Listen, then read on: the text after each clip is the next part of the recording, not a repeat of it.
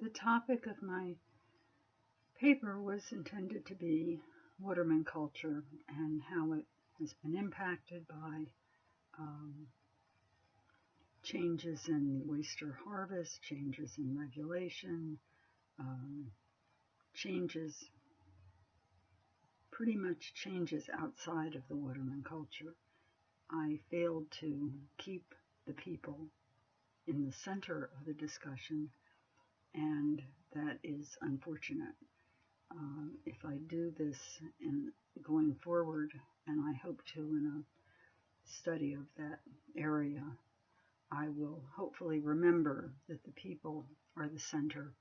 Oysters are on the periphery, skipjacks are on the periphery, government regulation is on the periphery, salinity of water, amount of rainfall, all of those things are elements that may have an influence on aspects of the lives of the watermen, but the watermen have to be the center focus. And I am sorry that I failed to realize that until I started to look at this assignment in terms of the defense.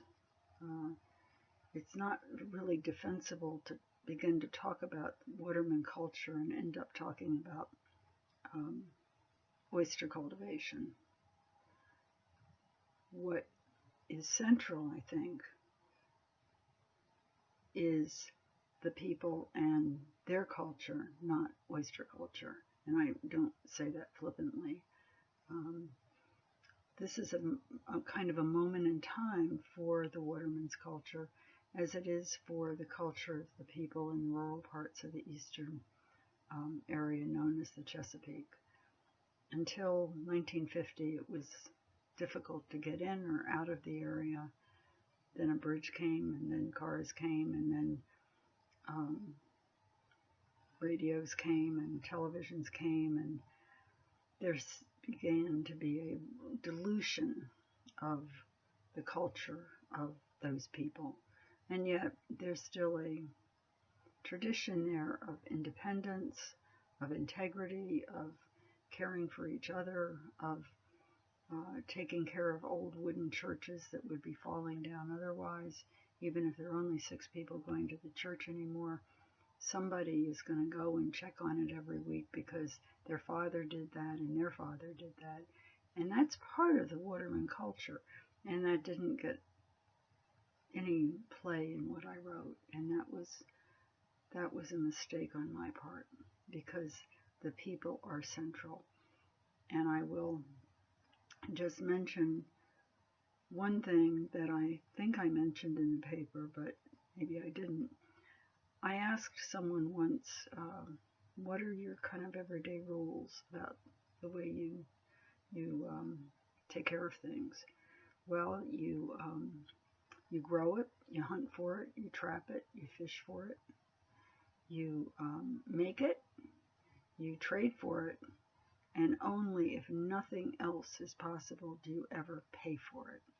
And they weren't talking about larceny, they were talking about absolute independence. The goal seemed to be to live as their father and their grandfathers lived, because it worked for them. It worked for them, and it worked for their children. 10 children in a family, and no visible means of support, and yet everyone had clothes, everyone had food to eat, everyone got an education to the extent it was available in where they were. And everyone could have unlocked doors and know if something happened to one of them, the neighbors would come and take care of whoever had to be taken care of. That, I hope, is not fading. That, I hope, will be the waterman culture and the culture of the rural Chesapeake for many, many more decades to come.